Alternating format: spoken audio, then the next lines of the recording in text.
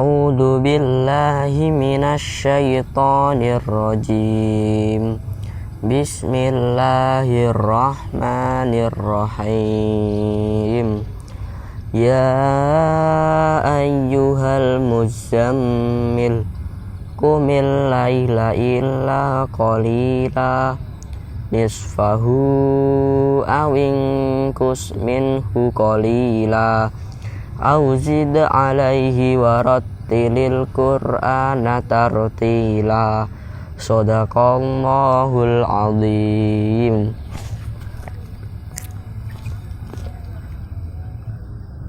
Al-Quran adalah kitab suci yang mulia dan pedoman yang baik. Oleh sebab itu, Al-Quran harus ditempatkan di tempat yang baik, harus dibaca dengan bacaan yang baik, serta harus diamalkan dengan cara yang baik pula.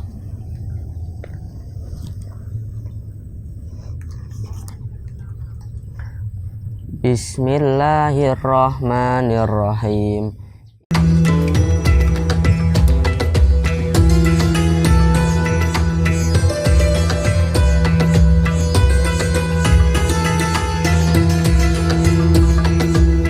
Assalamualaikum warahmatullahi wabarakatuh. Waalaikumsalam warahmatullahi wabarakatuh. Kembali lagi dengan saya Obid, hostnya konten Bengkel Tahfidz di channel Galeri MQ, Galerine Santri Madrasatul Quran. Apa kabar teman-teman yang di rumah? Saya harap semuanya selalu sehat, selalu diberi rezeki yang lancar oleh Allah, dan semoga tidak bosan untuk terus setia mengikuti konten Bengkel Tahfidz ini. Tidak lupa kepada teman-temanku yang hadir, yang ikut belajar bareng di konten Bengkel Tahfidz. Apa kabar? Alhamdulillah sehat. Mas Naji sehat? Alhamdulillah sehat. Alhamdulillah. Dan yang lainnya sehat nggih? Alhamdulillah sehat. Semoga tidak raganya aja yang sehat, tetapi semangat ngajinya juga tambah rajin nambah dan rajin murojaah. Assalamualaikum, Pak. Waalaikumsalam warahmatullahi wabarakatuh. Bagaimana Pak kabarnya? Alhamdulillah baik-baik. Ya, sebaliknya? Alhamdulillah, Pak. Baik, ya. Ini Pak, saya mau tanya-tanya sedikit. Ternyata di kolom komentar Bah masih banyak yang menuliskan isi hatinya perihal kerinduan dan kangen kepada panjenengan.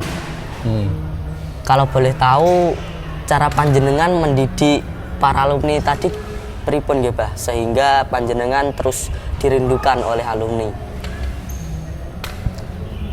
Ya, pertama mungkin itu seorang itu dicintai oleh orang lain karena dia jiwanya ikhlas mendidik, ikhlas memberikan ilmu, sehingga ilmu yang diberikan itu membekas. Ya, usahakan kalian semua juga begitu. Kalian sekarang sedang menimba, mencari, setelah dapat harus memberikan kepada orang lain. Dan itu kewajiban yang kedua. Kewajiban pertama belajar, ya, istifadah. Ya, kewajiban kedua adalah mengajar, ifadah. Terus menerus begitu sehingga kalian nanti akan mendapatkan predikat khairun nas anfa'um linnas khairukum man ta'allamal qur'ana wa 'allamahu. Jadi hidup ini harus dipenuhi dengan dua hal itu, belajar dan mengajar. Bukan berarti setelah mengajar belajarnya stop, enggak, terus menerus. Jadi minal mahdi ilal lahdi, dari sejak di bawaan ibu sampai meninggal dunia itu kewajibannya dua, belajar dan mengajar. Dengan demikian ya, yang kita harapkan kita ini hidup manfaat, artinya orang lain selalu mengharapkan kemanfaatan yang kita punya. Ya. Kalau boleh tahu juga, ya, pesan Mbah Yai yang selalu panjenengan pegang sampai saat ini. Ya, beliau pendiri Pondok MQ ini yaitu Kiai Haji Muhammad Yusuf Masyar, Allah maghfir lahu. selalu berpesan kepada santri-santrinya, jangan ragu hidup bersama Al-Quran. Kalau Anda hidupnya itu selalu di Al-Quran, maka Allah pun akan menghidupi Anda. Jadi beliau sering menyampaikan tidak ada kefakiran hidup bersama Al-Quran, dan sebaliknya tidak ada kekayaan hidup menjauhi Al-Quran. Jadi kalau Anda selalu bersama Al-Quran, tiap hari ngaji Al-Quran, terus ngaji, belajar, baik cara membacanya, cara memahami maknanya, tafsirnya, melaksanakan perintah-perintah Al-Quran, berperilaku sesuai dengan Al-Quran, insya Allah ya Allah akan menjamin kehidupan. Jadi beliau sering menyampaikan, la faqra ma'al Qur'an wala ghina dunahu. Tidak ada kefakiran bersama Al-Quran dan tidak ada kekayaan tanpa Al-Quran.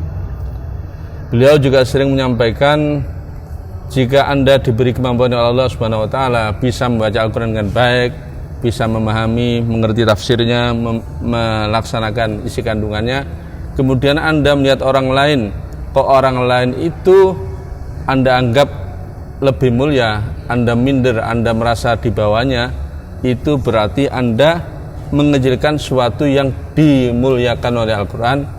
Berarti Anda sama dengan mengecilkan sesuatu yang diagungkan oleh Allah Subhanahu wa taala. Jadi Al-Quran ini kan kalamullah. Tidak ada kitab sehebat apapun yang melebihi Al-Quran. Jadi kalau Anda punya kemampuan membaca Al-Quran dengan baik, melaksanakan kandungannya sesuai dengan tingkah laku Anda sesuai dengan Al-Quran, kemudian Anda melihat orang lain, taruhlah orang lain itu ahli ekonomi, ahli matematika, kemudian Anda kok merasa minder, itu berarti kalian sama dengan apa? Mengecilkan sesuatu yang oleh Allah sebenarnya diagungkan, dibesarkan. Jadi faqad istazhara ma 'azzamahullahu ta'ala. Demikian beliau selalu menyampaikan kepada santri-santrinya. Terima kasih, Pak. Oke teman-teman, sebelum kita lanjut ke inti konten Bengkel Tahfidz kali ini, kita kirimkan dulu suratul Fatihah.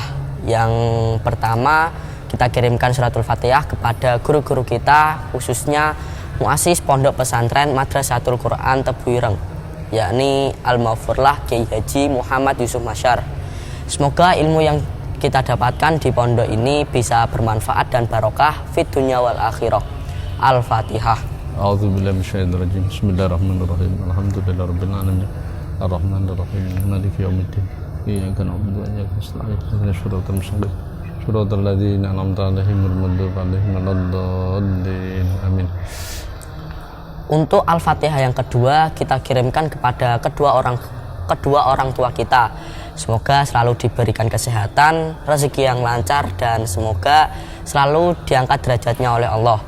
Al-Fatihah. A'udzubillahi minasyaitonir rajim. Bismillahirrahmanirrahim. Alhamdulillahirabbil alamin. Arrahmanirrahim. Maliki yaumiddin. Iyyaka na'budu wa iyyaka nasta'in. Ihdinas siratal mustaqim. Shiratal ladzina an'amta 'alaihim ghairil maghdubi 'alaihim waladdallin. Amin. Oke, langsung ke pertanyaan pertama. Pertanyaan pertama ini dari santri, Pak. Dari santri Amzahril Aziz dari Magetan. Ngapunten Yai, disebutkan dalam Al-Quran bahwa umur setiap individu itu sudah ditetapkan. Namun ada juga hadis yang menyatakan bahwa salah satu manfaat dari silaturahmi adalah diperpanjang umur hidupnya. Jadi apa kaitan hadis tersebut dengan ketetapan Al-Quran? Ya, terima kasih. Bismillah, alhamdulillah, wassalatu wassalamu ala rasulillah wa ala alihi wa ashabihi wa wala amma ba'du. Ya, ada satu hadis yang menyatakan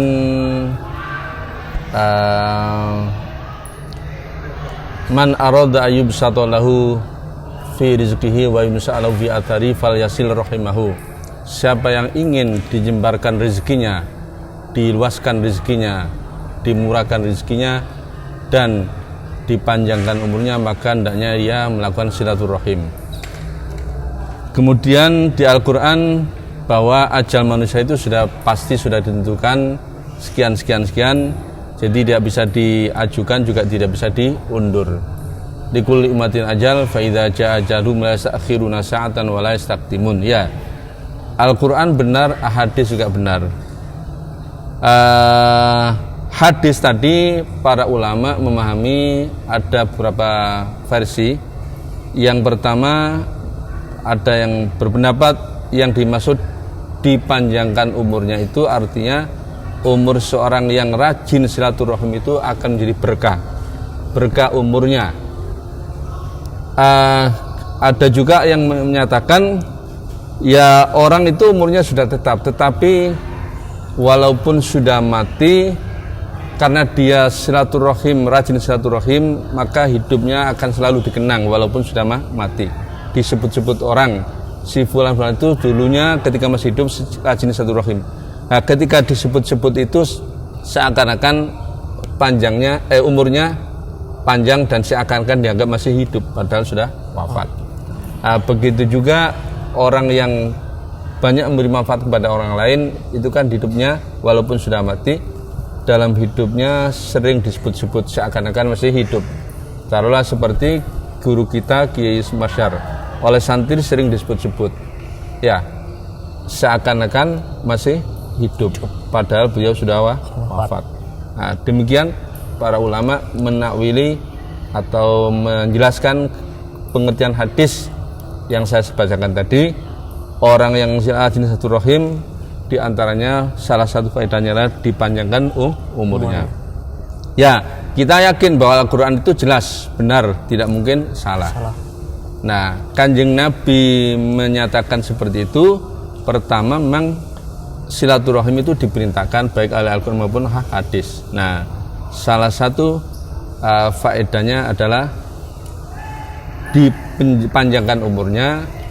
Ada ulama yang menafsiri menjelaskan itu umurnya jelas sudah pasti, tapi walaupun sudah mati dia disebut-sebut seakan-akan masih hidup.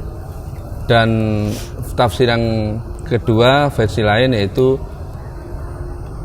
walaupun pendek umurnya berkah. Nah, terima kasih ya. Tetapi Bah, saya pernah mendengar di surat Ar-Ra'd ayat 39 Allah di Al-Quran itu diterangkan bahwa Allah menghendaki apa yang ia ubah dan menggantinya, dan di sisinya terdapat Ummul Quran dalam kurung Lauhul Mahfud. Apakah yang dimaksud diganti ini yang sebenarnya umur kita segini diubah atau diperpanjang menjadi segini jika kita melakukan silaturahmi? Yang jelas Al-Quran satu dengan yang lain itu tidak mungkin bertentangan. Ya. Okay. Jadi banyak ayat yang menyatakan setiap orang itu yang pasti akan meninggal dunia. Kapan meninggal tidak ada satupun yang tahu. Yang tahu hanya Allah. Dan umur seseorang itu ada waktunya yang disebut dengan ajal. Likulli ummatin ajal. Tidak bisa minta maju lebih cepat, juga tidak bisa mundur. Karena saya masih kecil, mohon diundur. Ya, semua sudah ada ajalnya. Tapi kita tidak ada yang tahu. Tidak ada yang tahu. Maka selama masih hidup, ya kita gunakan usia yang masih ada ini, semampang kita masih hidup, maka kita gunakan sebaik-baiknya. Dan itu anjuran Nabi, gunakan 5 hal sebelum datangnya 5 hal. Irtanim khomsan qabla khomsin, di antaranya hayataka qabla mautika. Gunakan waktu hidupmu sebaik-baiknya, manfaatkan sebaik-baiknya sebelum datang masa matimu. Ya. Terima kasih, Bah. Pertanyaan nomor 1 sudah dijawab oleh Abaya Isaki Ridwan. Kita lanjut ke pertanyaan kedua dari akun Instagram @info_. Hukum meletakkan beberapa ayat Al-Quran pada layar belakang HP dan komputer. Ini kan sudah yang lalu. meletakkan ayat Al-Quran di di belakang. belakang di beberapa Oh ya. yang Ya. stiker Pak. Stiker ya. Pada dasarnya tidak masalah. Yang penting ketika Anda menempelkan stiker tersebut ya harus dijaga dengan baik. Jangan sampai sesuatu yang ada stiker ayat Al-Quran itu kamu bawa ke WC atau ke tempat-tempat kotor yang lain. Ya. Kecuali kalau tulisan itu tidak kelihatan, seperti HP di dalamnya ada 30 juz Al-Quran. Ya niatnya kita bawa HP. Itu kan sama dengan sampai ini hafid Al-Quran 30 juz. Apakah karena di dalam diri Anda itu ada Al-Quran kamu dilarang ke WC? Kan tidak. Ya. Jadi seperti itu. Ya, yang dilarang sampai ke WC, di dalam WC Anda tidak boleh mengucapkan, melafadzkan huruf-huruf Al-Quran. Ya, tidak masalah. Ya, Anda punya istri hafidhah. Nah, apakah karena istri hafidhah kemudian tidak boleh dikumpuli, tidak boleh digini dan gitu ya? Kan tetap boleh ya. Jadi kalau Anda punya HP atau punya jam, kemudian yang lain-lain, baju, kemudian di situ ada tulisan Al-Quran, maka harus dijaga layaknya kita menjaga Al-Quran, seperti itu. Tetap harus dihargai, dihormati. Kalau peletakannya sendiri kan kita tahu bahwa HP sering disakung ya Bah. Iya. Kalau seumpama ditaruh di saku bagian belakang Bah, atau mohon maaf saku bagian pantat, bagaimana Bah itu? Ya sekali lagi tadi itu. Jadi kalau Anda niatnya membawa HP bukan membawa Al-Quran ya seperti itu. Kamu niat bawa HP saja. Karena HP itu benda mati, jangan ketika hidup lah, maka itu yang harus Anda hormati.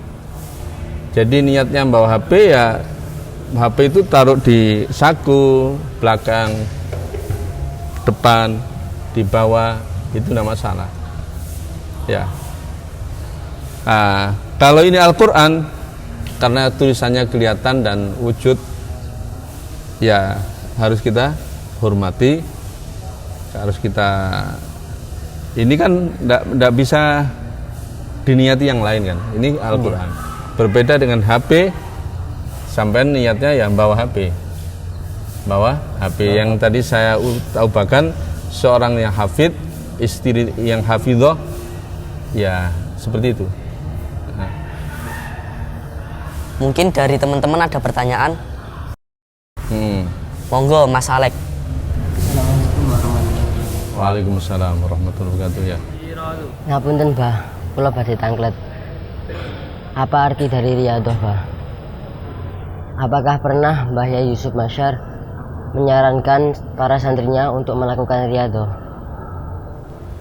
Riyadhah dalam bahasa sehari-hari ada dua makna dan maksud ya. Yang pertama riyadhah dalam arti olahraga. Ya, olahraga bisa kita lakukan di pondok ini hari Jumat dan hari Selasa sore. Riyadhah dalam arti apa? Olahraga. Main bola, main voli, pingpong dan lain-lain, itu riyadhah. Riyadhah dalam istilah yang kedua yang dipopulerkan oleh seorang ahli tasawuf, riyadhah dalam arti dalam bahasa Jawa adalah tirakat. Ya, tirakat seperti dengan puasa Senin Kamis atau puasa Daud atau wirid tertentu. Ya, kalau yang ditanyakan dengan kaitannya apakah Kiai pendiri Pondok MK ini, Allahumma firlahu Kiai Yusuf Masyar, menganjurkan santrinya untuk berriyadhah dalam arti tirakat, setahu saya tidak pernah. Yang penting kamu deres ngaji secara istiqomah, rutin, itu sudah cukup. Beliau tidak pernah menganjurkan santrinya melakukan ini dan itu, apalagi melarang. Tidak pernah melarang. Kan ada kiai tertentu yang melarang kamu nggak boleh makan makanan yang bernyawa, nggak boleh makan ayam, nggak boleh makan istilahnya ngerowot, harus makan sayur-sayuran dan lain-lain. Ya, beliau tidak pernah melarang. Nah, tentu kita sebagai santri harus juga cerdas. Kalau kita punya sakit umpamanya diabetes dan sudah diketahui oleh dokter, divonis diabetes, maka kita harus hati-hati. Kita jangan makan makanan yang mengandung gula tinggi, ya. Jangan manis-manis dan lain-lain. Sebaliknya, kalau Anda sudah periksa oleh dokter, Anda dinyatakan sakit, ada kolesterol atau asam urat, ya maka harus Anda menghindari makanan-makanan yang mengakibatkan kolesterolnya makin tinggi. Jadi harus mengurangi makanan-makanan gorengan, harus banyak makan sayur, baliknya seperti itu. Nah, jadi beliau Kiai Sumasyar Allahumayarham tidak pernah menganjurkan santrinya untuk riyadhah dalam arti tirakat, juga tidak pernah melarang ini dan itu. Yang penting apa? Jangan maksiat, jangan melanggar aturan yang telah ditetapkan oleh pondok. Selalu taat, patuh terhadap orang tua, selalu taat, patuh terhadap guru, seperti itu. Ya. Terima kasih untuk Mas Alex sudah bertanya. Untuk pertanyaan dari akun Instagram @info sudah dijabarkan. Kita lanjut ke pertanyaan ke nomor 3 dari akun Instagram Faisal Bahri. Pertanyaannya begini, Pak. Apa yang harus kita lakukan saat kita sholat ada Al-Quran yang terjatuh di hadapan kita? Ya, sholatnya harus tetap dilanjutkan sampai selesai. Ya, sholat itu kan menghadap Allah, tidak bisa dibatalkan gara-gara ada Al-Quran jatuh. Ya, selesaikan sholat, serta selesai baru Al-Quran yang jatuh tadi ditempatkan pada tempat yang layak. Ya, maka dari itu melalui media ini saya menganjurkan para santri, taruhlah Al-Quran, letakkan Al-Quran di tempat yang telah ditentukan, seperti di rak-rak yang ada ini. Jangan menaruh Al-Quran di tiang-tiang, ini juga rawan jatuh.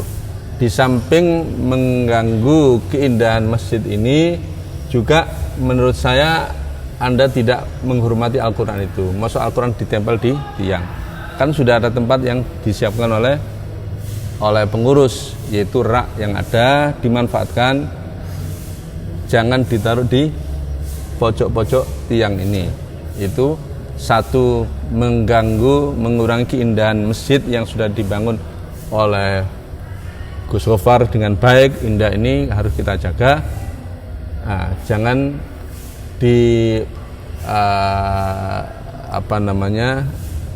diganggu keindahan ini dengan meletakkan Al-Quran di pojok-pojok tiang ini. Itu menurut saya tidak menghormati Al-Quran itu sendiri. Taruhlah Al-Quran di tempat yang telah disediakan, yaitu rak-rak itu masih kosong, rak-rak itu taruhlah situ. Terima kasih. Ya. Kenapa Bah? Kita tidak memilih untuk membatalkan sholat lalu menyelamatkan Al-Quran itu tadi, dikarenakan kan masih ada untuk waktu sholat tersebut. Ya, sholat itu tidak boleh dibatalkan oleh apapun, kecuali memang Anda umpamanya, ketika sholat kok ada angin yang keluar dari dalam, yaitu kentut, batal dengan sendirinya. Ya, tidak boleh dibatalkan, kita tidak boleh membatalkan sholat. Kalau batal dengan sendirinya ya otomatis kita keluar dari sholat, kemudian ambil wudhu. Gitu. Pertanyaan dari akun Instagram Faisal Bahri sudah terjawab. Kita lanjut ke pertanyaan nomor 4 dari akun Instagram Misbahul Anam. 00097. Kiai, saya pernah mendengar ada hadis yang menyatakan bahwa para hamilul Quran setara dengan para nabi.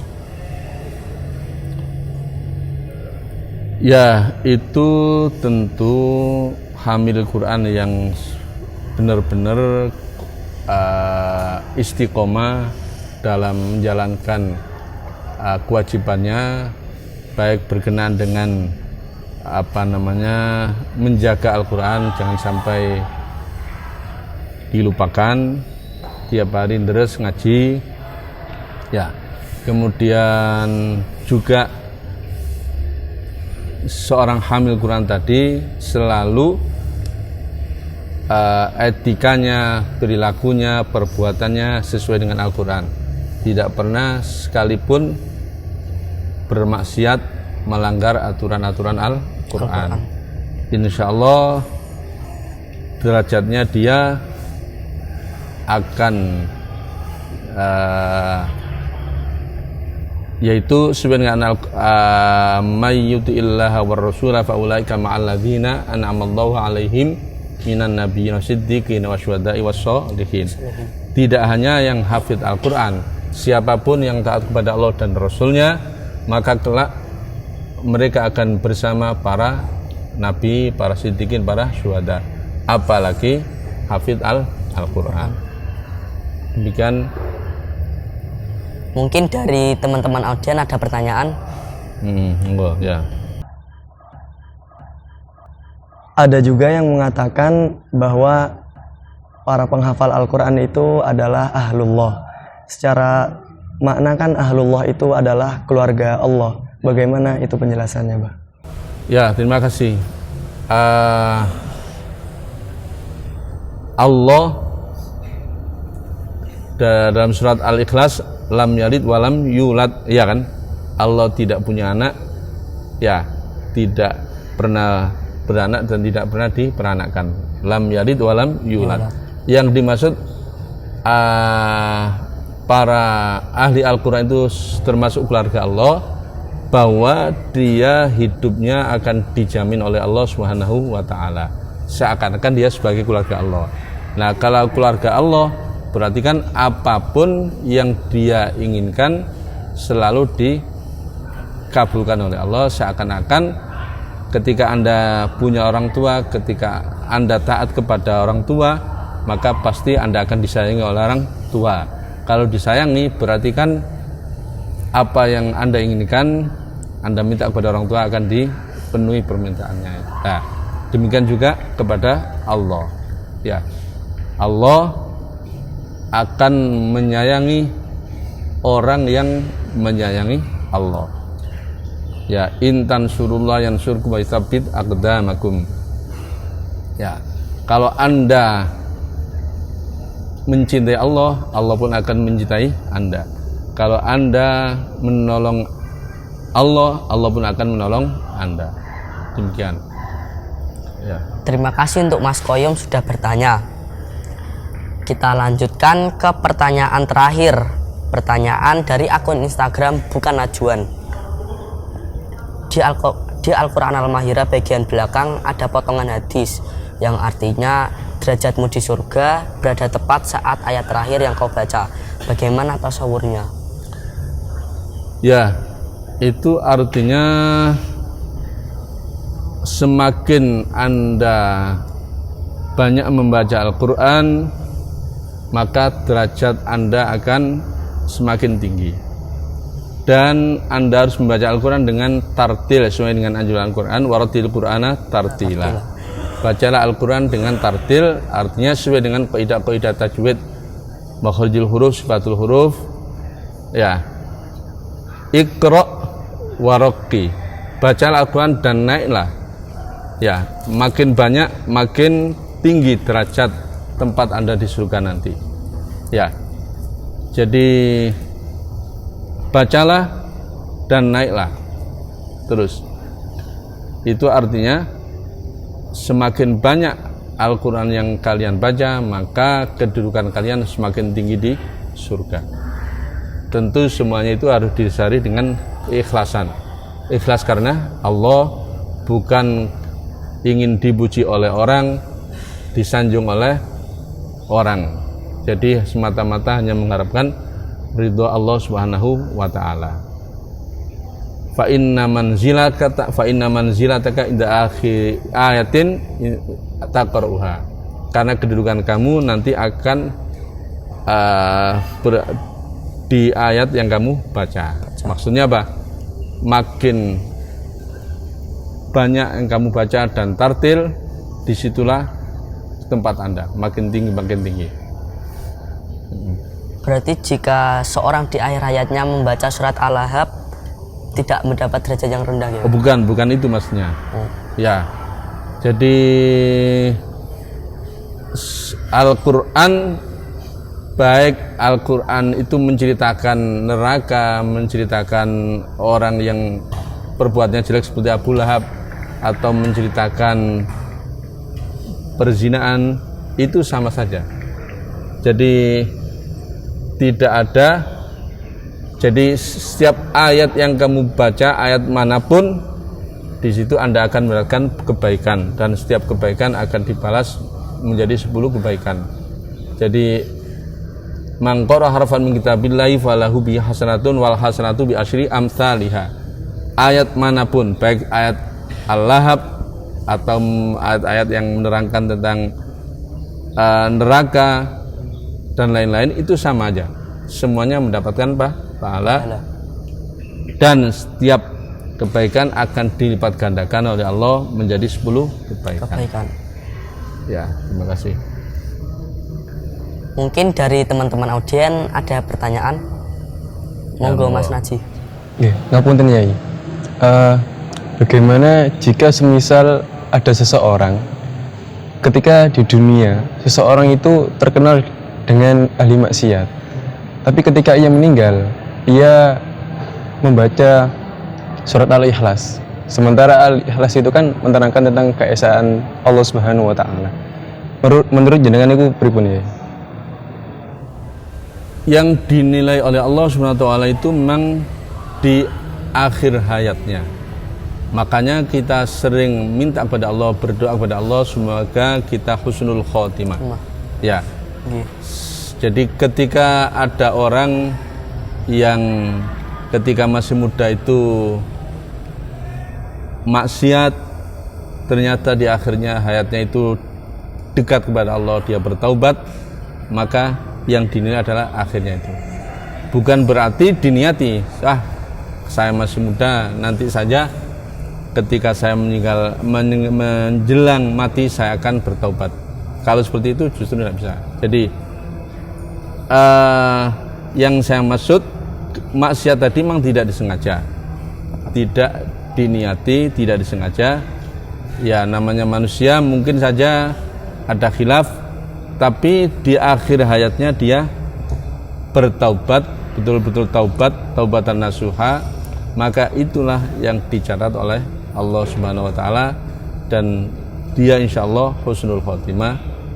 Dan karena husnul khotimah, ya Allah akan berkenan memasukkan dia ke surganya. Sebaliknya, naudzubillah min dzalik, seandainya ada orang yang dari muda itu baik terus, di masjid terus umpamanya, mudah-mudahan tidak terjadi pada kita, kok di akhir hayatnya dia penuh maksiat, berlumuran dosa, maka itu namanya su'ul khotimah.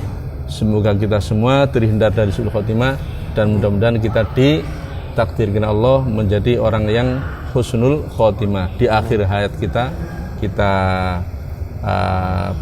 berperilaku baik, dekat dengan Allah, dan kita memang harus terus-menerus berusaha untuk menjaga ketakwaan dan keimanan, jangan sampai lepas. Ya, kita berdoa, Rabbana la tuzigh qulubana ba'da idh hadaitana wa hab lana min ladunka rahmah innaka antal wahhab. Kita berdoa minta kepada Allah semoga tetap keimanan kita ini sampai akhir hayat. Sabit qulubuna, sabit qalbi ala dinik, sabit qulubuna ala dinil Islam, dan seterusnya. Ya. Terima kasih pertanyaan dari akun Instagram Bukan Najwan menjadi pertanyaan terakhir di konten Bengkel Tauhid edisi ke-7 kali ini. Terima kasih kepada teman-teman yang sudah setia mengikuti konten Bengkel Tauhid ini. Semoga konten-konten di channel kami bisa bermanfaat untuk kita semua dan bisa menambah wawasan seputar ketauhidan dan kealquranan. Tidak lupa kepada teman-temanku yang sudah hadir, yang ikut belajar bareng di konten Bengkel Tauhid. Saya harap pertanyaannya bisa memuaskan dan bisa bermanfaat untuk kita semua. Terima kasih, Bah.